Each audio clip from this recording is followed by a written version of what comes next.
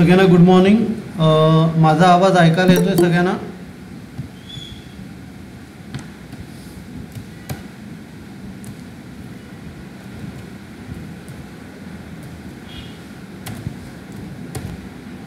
Hello, सगळे जागे आहेत का झोपले? माझा आवाज येतोय का ऐकायला? हॅलो,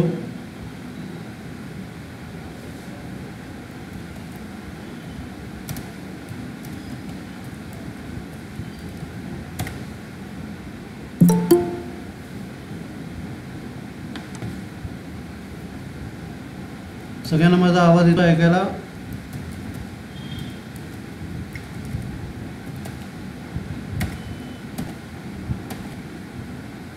हॅलो, सगळ्यांना माझा आवाज येतो ऐकायला? हॅलो, सगळे जागे आहेत का झोपले? Okay, thank you. ओके, तर आपण लेक्चर स्टार्ट करूया. तर मी तुम्हाला याची PDF फाईल पाठवतो आणि मग शेअर करून आपण स्टार्ट करूया लेक्चर.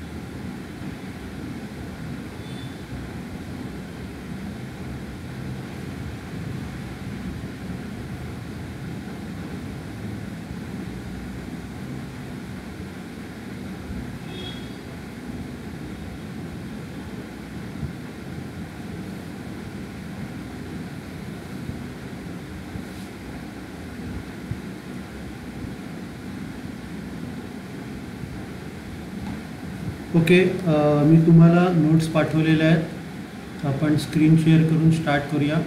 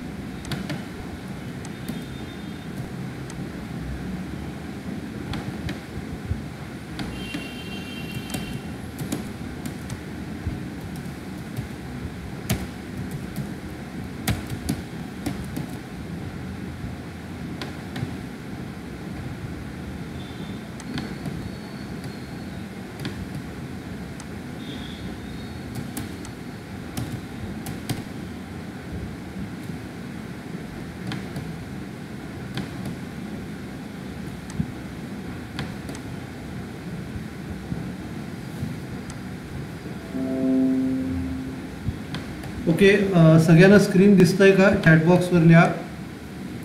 सगळ्यांना स्क्रीन दिसतंय का?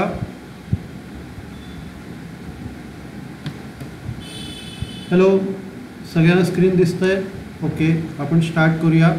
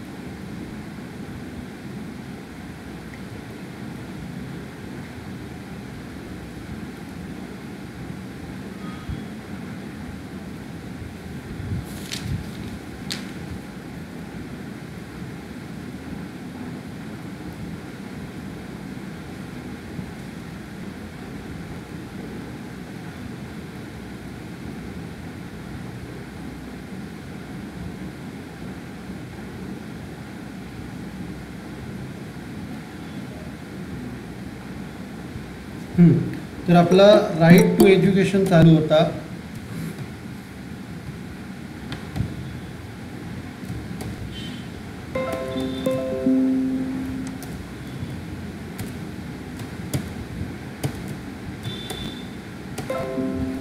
राईट टू एज्युकेशनचा ए पार्ट आपला झाला. आता आपल्याला बी पार्ट करायचा आहे. तर बी पार्टमध्ये to enquire into complaints relating to the child's right and right to free and compulsory education. तर त्यांचा जो राईट आहे मुलांचा फ्री आणि कॉम्प्लिमेंटरी एज्युकेशन घ्यायचा, तर त्याच्या जर काही कंप्लेंट्स असतील तर त्याची एन्क्वायरी करायची. त्याच्यानंतर to take necessary steps after completion of enquiry, म्हणजे एन्क्वायरी झाल्यानंतर काही स्टेप्स घ्यायच्या असतील तर त्या घ्यायच्या.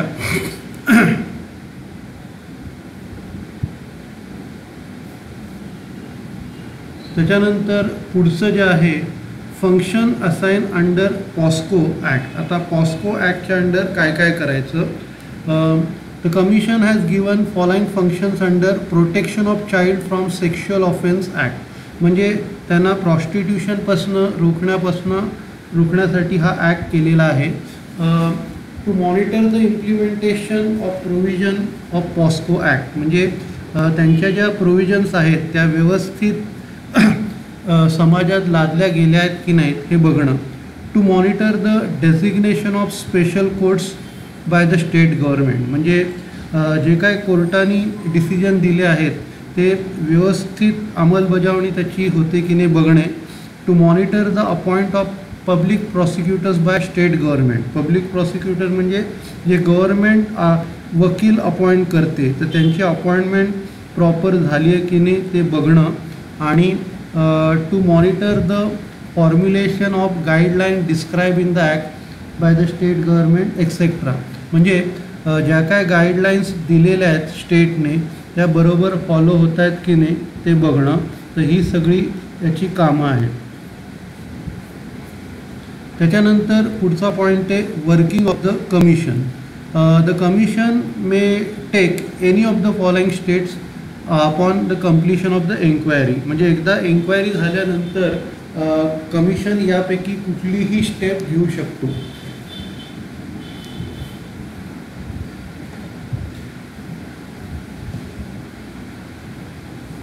It may recommend to concerned government or authority the initiation of proceeding or prosecution of such other suitable action against the concerned person.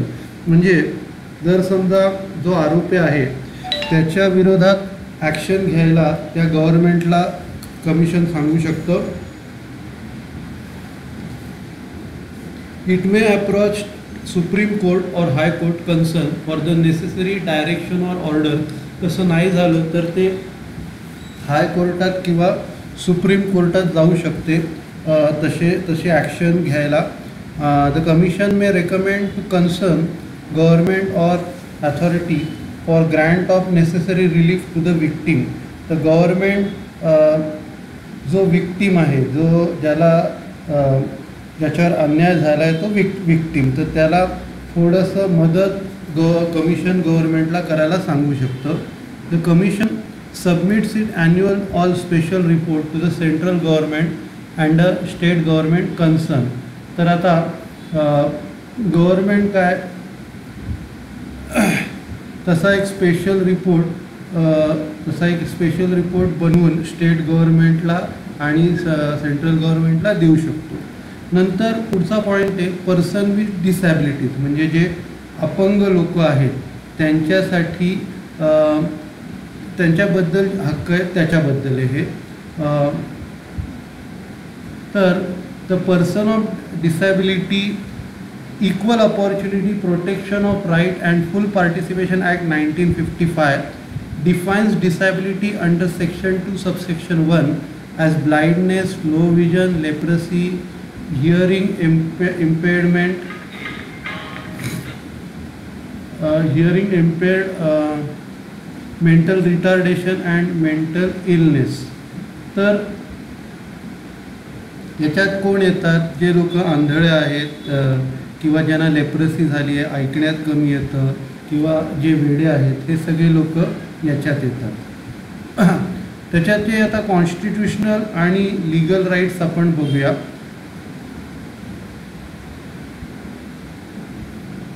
The constitutional right has guaranteed full protection to the rights of disabled person. म्हणजे कॉन्स्टिट्यूशनने पूर्ण त्यांना protection देण्याचं protection देण्यासाठी guarantee दिलेली आहे. तर constitution embodies the concept of social justice and equality of status and opportunity to all the people of India.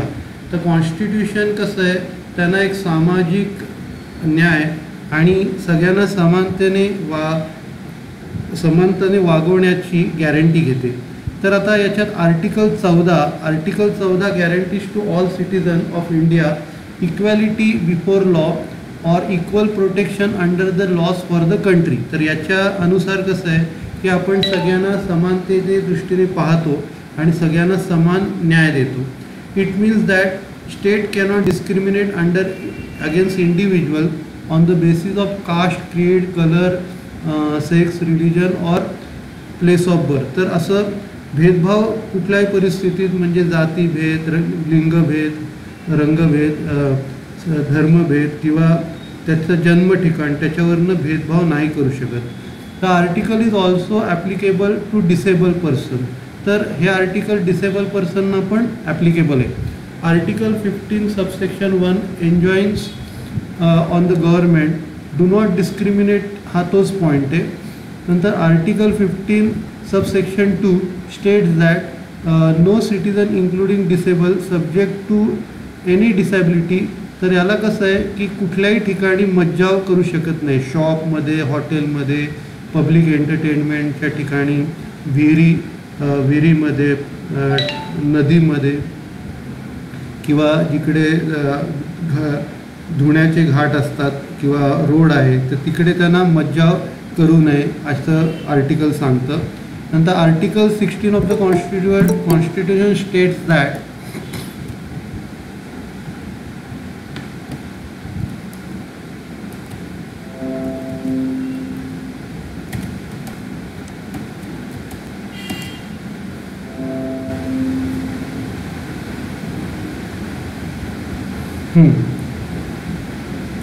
तर article 16 काय म्हणतो, the state cannot discriminate against any one in the matters of public employment. म्हणजे कोणी कुणाचा असा अपमान करू शकत नाही पब्लिक प्लेसच्या ठिकाणी. नंतर article 17 no person including the disable irrespective of his belonging can be treated as an untouchable. म्हणजे कुठल्याही अपंग माणसांना अछूतासारखी वागणूक देऊ नये. It would be punishable, offence punishable in accordance with law. म्हणजे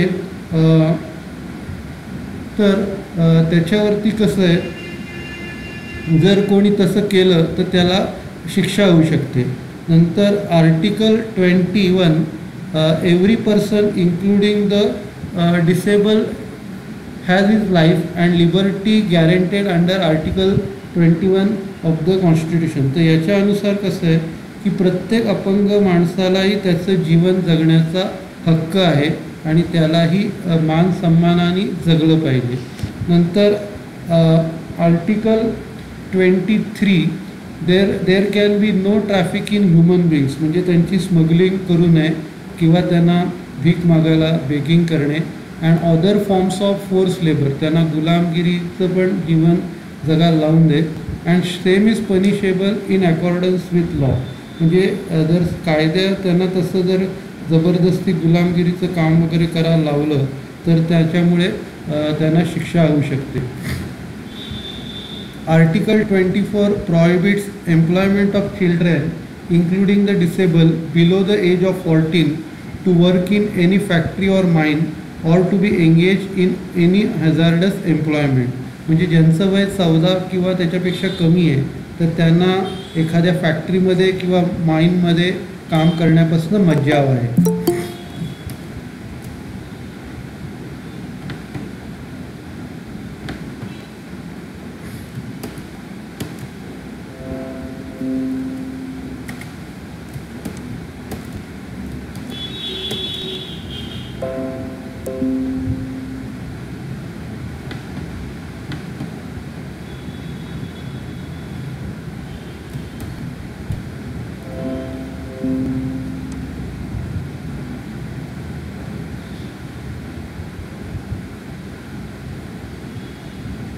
त्याच्यानंतर even a private contractor acting for the government cannot engage children below 14 years of as in such contractor.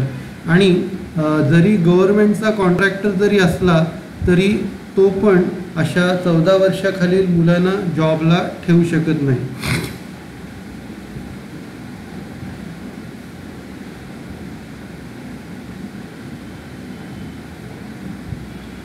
Article 25 guarantees to every citizen, including the disabled, the right to freedom of religion. त्यांना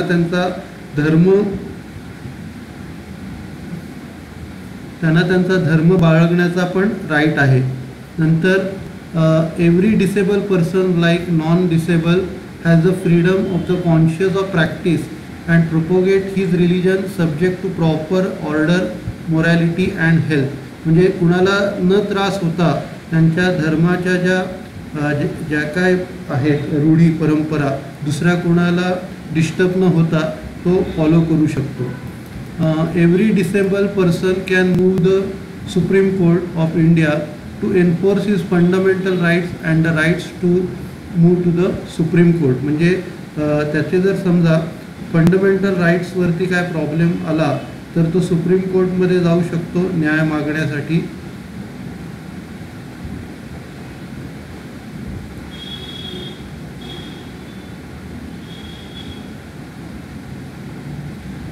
नंतर article 29 subsection 2, the right of education is available to all citizen including the disable. तर याच्यानुसार एज्युकेशनचा right सगळ्यांना आहे, जरी ते अपंग असले तरी पण त्यांना शिक्षण घेण्याचा राईट आहे.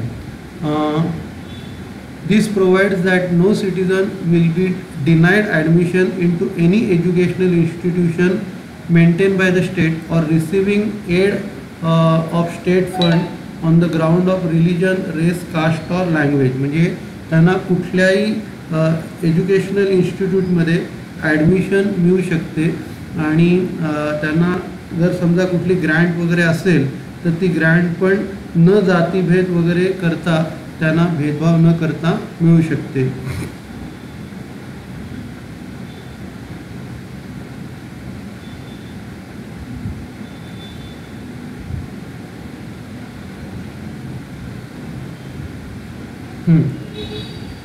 Article 38 of the Constitution is applicable to all citizens of India including disabled person. म्हणजे हे जे आर्टिकल 38 आहे हे सगळ्या नागरिकांना अप्लाय होते, भले तो डिसेबल अपंग असला तरी त्याला पण ते अप्लाय होतं.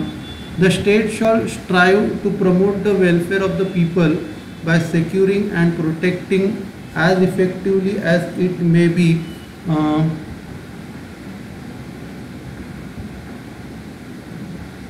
as it may a social order is with just social, economic and political shall inform all the nations, all the institutions of national life.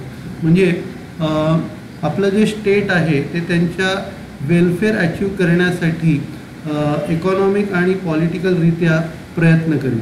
नंतर the state shall in particular strive to minimise the inequalities of income. म्हणजे इन्कमच्या इनइक्वॅलिटीज आहेत, कुणाकुणाचं income जास्त आहे तर कुणाकुणाचं तर कमी आहे, तर हे जे इन्कममधला फरक आहे हा कमी करण्याचा पण गव्हर्नमेंट प्रयत्न करेल. नंतर article 41 deals right to work, to education and to public assistance in certain cases. तर आर्टिकल 41 कशावर काम करतं, त्यांना काम करण्याचा राईट आहे, त्यांना शिक्षण घेण्याचा राईट आहे आणि त्यांना जर मदत लागली तर गव्हर्नमेंट त्यांना मदत करायला पाहिजे. तर या राईटशी आर्टिकल 41 डील करतं. The state shall within the limits of its economic capacity and development make effective provision for securing the right to work, to education and public assistance in case of unemployment, old age, sickness and disablement in other cases of undeserve want. म्हणजे जेवढी गव्हर्नमेंटची capacity असेल त्याच्यानुसार गव्हर्नमेंटनी जे unemployed आहेत किंवा ज्यांचं वय झालं आहे किंवा आजारी आहेत तर अशा लोकांना जेवढी जमेल तेवढी गव्हर्नमेंटनी मदत करावी.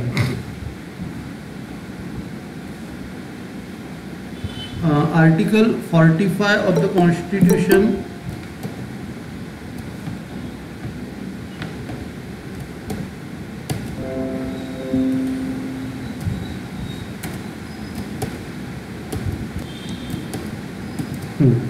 Article 45 of the Constitution directs the state to provide free and compulsory education for all children including the disabled until the age of 14. म्हणजे त्यांचं 14 वर्ष होईस्त त्यांना फ्री एज्युकेशन प्रोव्हाइड केलं पाहिजे. No child can be denied admission into any call. हे तेच point आहे. Any education institution maintain by the state or receiving aid out of state fund on the ground of religion, race, caste or language. म्हणजे कुठल्याही व्यक्तीला जातीभेदप्रमाणे admission नकारली नाही पाहिजे. नंतर पुढे आहे लीगल राईट्स. नंतर the national trust for welfare of person with mental retardation and multiple disabilities act 1999 provides for the establishment of an institution for the welfare of people with mental retardation and multiple disabilities. म्हणजे हा जो act आहे हा कशासाठी काम करतो? जे लोक मानसिकदृष्ट्या कमजोर आहेत किंवा त्यांच्या अपंग, बऱ्याच प्रकारची अपंग त्यांना आहेत, व्यंग आहेत, त्यांच्यासाठी हा काम करतो. The act gives direction for the care and protection of persons with which disabilities in the event of the death of their parents. म्हणजे जर समजा त्यांचे पेरेंट्स एक्सपायर झाले तर त्यांना संरक्षण देण्याचं काम हा ॲक्ट करतो. Procedure of appointment of guardian and trustees for persons in need of such protection and to provide need-based services in times of crisis to the families of the disabled. तर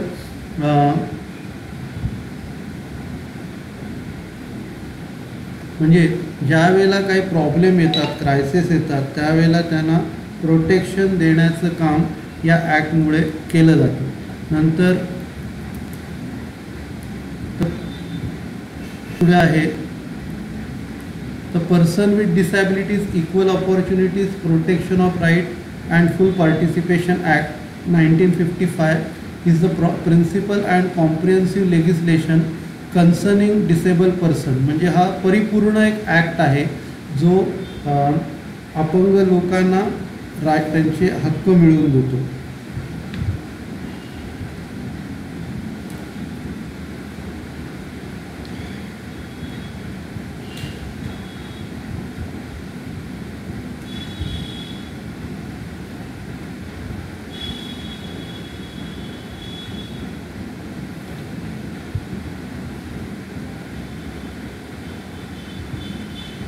नंतर दिस act defines the responsibilities of central and state government with regard to service for disabled person. तर या ॲक्टनुसार ज्या काय central किंवा state गव्हर्नमेंटच्या जबाबदाऱ्या आहेत त्या यांना डिफाईन करून देतो. नंतर the provision have made in the act for the prevention of disabilities, protection of rights, provision of medical care, education, training, employment and rehabilitation of disable person. तर यांच्या या कायद्यानुसार जे डिसेबल लोक आहेत त्यांना संरक्षण देणे, त्यांच्या राईट्सना प्रोटेक्ट करणे, नंतर त्यांना मेडिकल केअर प्रोव्हाइड करणे, एज्युकेट करणे, ट्रेनिंग देणे, त्यांना रोजगार उपलब्ध करून देणे आणि त्यांना रिहॅबिलिट म्हणजे पुनर्वसन त्यांचं करण्याचं काम हा ॲक्ट करतो. The act also recommends creating a barrier-free environment by removing all type of discrimination against person with disabilities where they can share the development benefit which a normal person enjoy. तर या ॲक्टनुसार त्यांना एक चांगलं वातावरण निर्मिती करून द्यायला पाहिजे जिकडे ते सर्व प्रकारचे बेनिफिट घेऊ शकतात. जसं नॉर्मल एखादा माणूस जे बेनिफिट अनुभवतो ते सगळे बेनिफिट्स ते लोक घेऊ शकतात. त्याच्यानंतर the rehabilitation council of India act 1992 was passed to regulate the main manpower development program in the field of education of persons with special needs. म्हणजे हा जो रिहॅबिलेशन काउन्सिल ऑफ इंडिया ॲक्ट आहे तर आता तो पास झाला होता त्यांना डेव्हलप करण्यासाठी एज्युकेशन फील्डमध्ये. द मेन ऑब्जेक्टिव्ह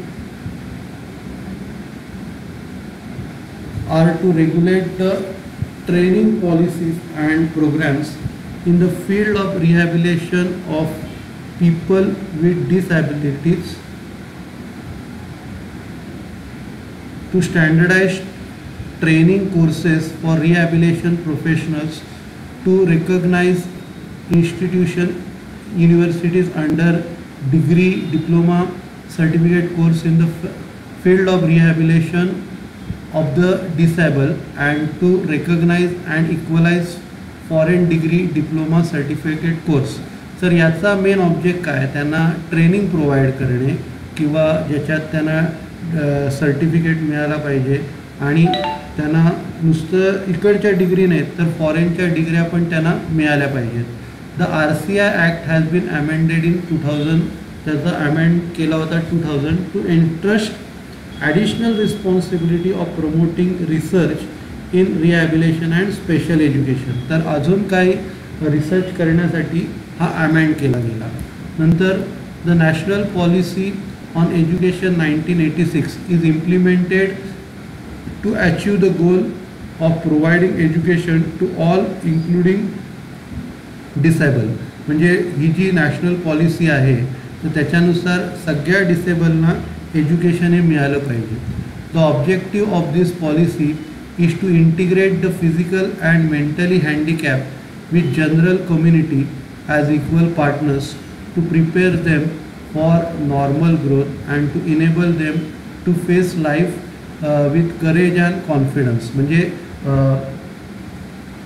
तर यांना कसं आहे, यांची जी काय ताकद आहे ती एकत्र करून त्यांना एक नॉर्मल जीवन जगायला लागणं हा ऑब्जेक्ट आहे.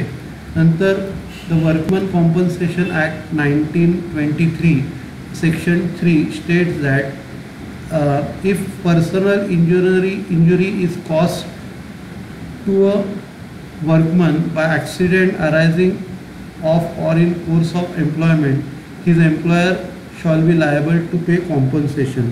म्हणजे एखाद्या व्यक्तीला जर समजा काम करताना काय इजा जर झाली तर त्याचा जो मालक आहे त्यांनी त्याला कॉम्पन्सेशन दिलं पाहिजे. नंतर एम्प्लॉई स्टेट इन्शुरन्स ॲक्ट 1948 ज्याला आपण ESI म्हणतो, state that periodically payment should be made to an insured person suffering from disablement. म्हणजे त्याला प्रत्येक आठवड्यानंतर किंवा प्रत्येक एक पर्टिक्युलर पिरियडनंतर आपण त्याला पेमेंट दिलं पाहिजे अपंगत्व असल्यामुळे. नंतर the payment of gratuity act 1972 याच्यानुसार gratuity shall be payable to an employee on the termination of his employment और हिज डेथ और डिसेबलमेंट ड्यू टू ॲक्सिडेंट और disease if he has rendered continuous service for 5 years. म्हणजे त्याला जर समजा 5 वर्ष त्यांनी काम केलं असेल तर त्याला ग्रॅच्युटी मिळावी. म्हणजे तो जर समजा एक्सपायर झाला तर त्याच्या कुटुंबाला ग्रॅच्युटी मिळायला पाहिजे 5 वर्ष त्यांनी पूर्ण केली असेल तर. नंतर the legal services authorities act 1987 which was amended as the legal services amendment act 2002 provides for legal services to the disable person. म्हणजे हा जो ॲक्ट होता हा लीगल सर्व्हिसेस प्रोव्हाइड करतो डिसेबल पर्सन्सना.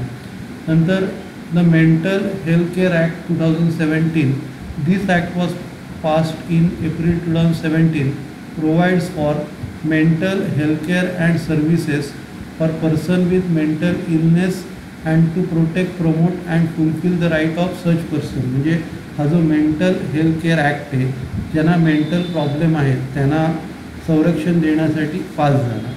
नंतर forms of human right violation of disable person, म्हणजे त्यांना कसं व्हायोलेट केलं जातं. Despite legislative provisions the disable persons are subject to human right violation. म्हणजे एवढे लेजिस्लेटिव्ह प्रोव्हिजन असूनसुद्धा त्यांना व्हायोलेट केलं जातं. कशा प्रकारे केलं जातं. Problem with disabilities received abusive treatment, म्हणजे अपमानदायक वागणूक त्यांना दिली जाते. नंतर people with disabilities are great risk and often victims of harassment, bullying and violence. म्हणजे त्यांना खूप प्रकारे लोक इन्सल्टिंग बोलतात, त्यांची छेडछाड केली जाते, त्यांचे अपमान केले जातात, त्याने रिस्की आहे खूप आहे. People with disabilities can also be victim of sexual abuse, particular if they have intellectual disabilities. म्हणजे त्यांना छेडछाडच्या बाबतीत त्यांना खूप ॲब्यूज केलं जातं. Within the institution such as mental care facilities or prisons often person with disabilities may be neglected, म्हणजे त्यांना निग्लेक्ट पण केलं जातं. Or given inadequate care or accommodation, म्हणजे त्यांना राहण्यासाठी कमी जागा दिली जाते. Be restrained or schedule and subject to physical, mental or sexual violence, म्हणजे त्यांच्यावरती फिजिकल, मेंटल किंवा सेक्शुअल व्हायलन्स केला जातो. Even in their houses people with disabilities are particularly vulnerable to being abused by caregivers, health professional or family members. आणि फॅमिलीमध्ये पण त्यांना चांगली वागणूक मिळत नाही. Children with disabilities are less likely to attend school. जर चिल्ड्रेन जर असतील तर ते सर्वसाधारणपणे शाळेत जात नाहीत. तर त्याच्यासाठी person with disabilities equal opportunity protection of right and full participation act 1955 हा काढला गेला 1995. The person with disabilities equal opportunity protection of right and full participation act 1995 has came on February 7, 1996. 7 फेब्रुवारी 1996साठी हा ॲक्ट आला. This law is a important landmark and is a significant step in the direction of to ensure equal opportunities for people with disabilities and full participation in the nation building. एक 5 मिनटात मी संपवतो, थोडंसं राहिलं आहे. तर हा एक इम्पॉर्टंट लँडमार्क मानला जातो की जे डिसेबल पर्सन आहेत त्यांना इक्वल अपॉर्च्युनिटीज प्रोवाईड करण्यासाठी आणि एक चांगलं राष्ट्र बनावं याच्यासाठी हे प्रयत्न करतात. Disability includes blindness, low vision, leprosy, hearing, locomotor disability, mental retardation. तर याच्यात डिसॅबिलिटीमध्ये काय काय येतं. म्हणजे अंधत्व किंवा लेप्रोसी झाली आहे, ऐकण्यात प्रॉब्लेम आहे किंवा मेंटल आहे, तर हे सगळं याच्यात येतं. The act provides for both the preventive and promotional aspect of rehabilitation like education, employment, vocational training, research and manpower development, creation of barrier-free employment, rehabilitation of person with disability, unemployment and establishment of homes for person with severe disability etc. तर हे त्यांना preventive आणि promotional गोष्टी पुरवतात. जसं त्यांना training दिलं जातं, एम्प्लॉयमेंट दिली जाते, नंतर त्यांना एक चांगलं वातावरण क्रिएट केलं जातं. तर या सगळ्यांसाठी या सगळ्या सोयी केल्या जातात. त्यांच्या प्रोव्हिजन्स जे आहेत, मेन प्रोव्हिजन्स, तर पहिलं जे आहे prevention and early detection of disabilities. तर कसं आहे की जे डिसेबल पर्सन आहेत तर त्यांना कसं आहे, त्यांचं पहिलं म्हणजे संरक्षण केलं जातं आणि दुसरं म्हणजे त्यांना अर्ली डिटेक्ट केलं जातं की कोण अपंग आहे, त्यांना अर्ली आपण डिटेक्ट करतो. Service investigation and research shall be conducted to ascertain the cause of occurrence of disabilities. म्हणजे त्याच्यासाठी कसं आहे, आपल्याला सर्वे करायला लागतो की कशामुळे त्यांना अपंगत्व आलेलं आहे. ठीक आहे, तर याच्या पुढे आपण नंतर बघूया. आजचं लेक्चर आपण संपूया. सगळ्यांना थँक्यू.